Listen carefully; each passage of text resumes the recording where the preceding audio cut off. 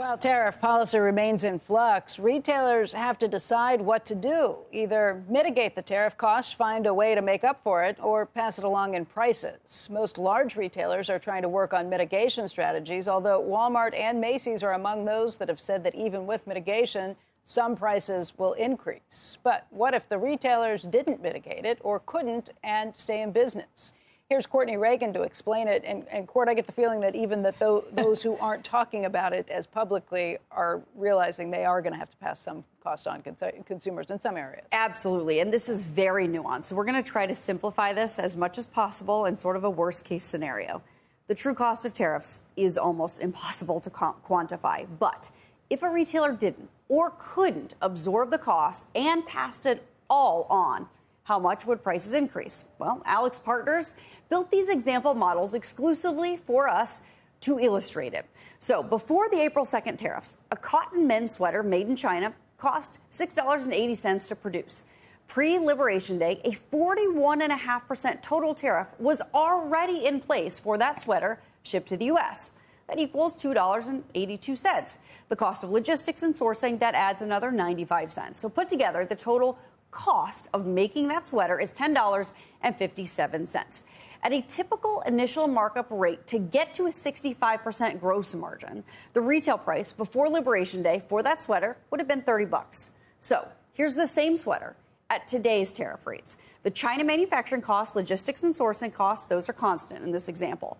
But at the 41.5% existing tariff for that sweater before April 2nd, and then the 10% universal rate, 20% fentanyl tariff, the current tariff rate is 71.5% of the manufacturing cost, or $4.86, making the new cost the retailer pays to make that sweater $12.61. So holding that 65% markup to maintain that level of profitability and a new price the consumer would pay, $35.80. So that's a price increase of more than 19%. That's only if you pass the entire cost on. If you pass the entire cost on right now at where we're sitting today. Right. So let's look what happens if the full tariffs announced April 2nd would be enforced. At that 41.5% pre-April 2nd existing tariff for that sweater, plus the additional 145%, the tariff rate is 186.5% for the sweater, or a tariff cost of $12.68, making the new cost the retailer pays to make this sweater $20.43. So if you use that same 65% markup to maintain the level of profitability, the new price a consumer pays, $57.97. That is an increase of 92.3%, almost double the original retail price. So I guess that assumes that they don't do pushback on their suppliers and say, you're going to eat some of this. 100%. This is an example of if there is no mitigation strategy. If that retailer pays the cost of the tariff when that good comes ashore and they take that cost and pass it along, maintaining everything else, and if we pay the full amount in the end.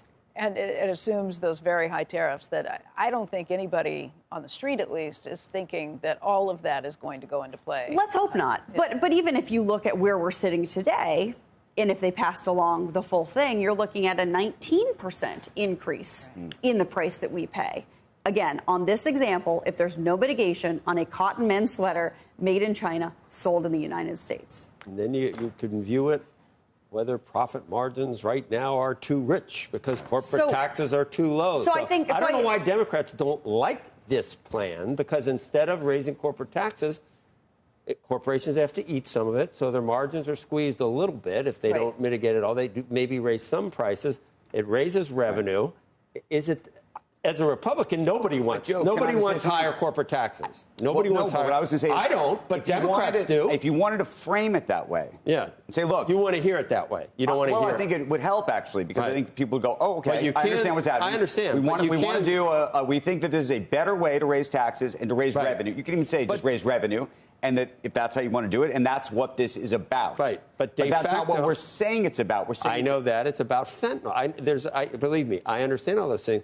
But you wouldn't think you'd have Republicans and Democrats both united in just saying it's always bad. In the old days, Democrats liked tariffs. You know, that's funny. I've also thought about that. I'm not a political expert, but you're right. And I know that there's a lot of political inherent bias when you're talking about tariffs on whether you believe it's a good thing or a bad thing. I mean, and that's why this gets very complicated. And it's a Republican president. Republicans should hate him because it's like raising corporate taxes.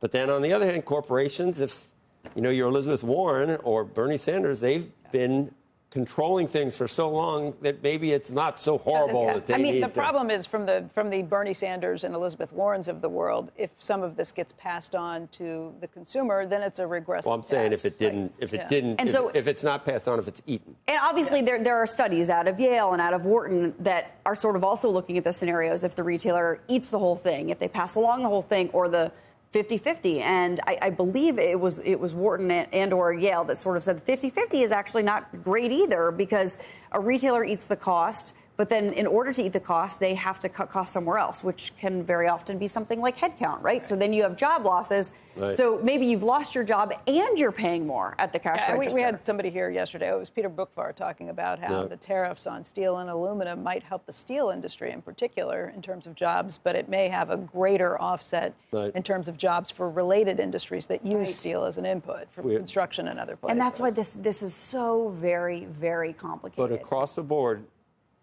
similar things would happen with higher tax rates. And almost across the board on one side of the political aisle, 25, they would give anything to raise corporate rates from 21 back to 25. And all the same things that you just talked about applied.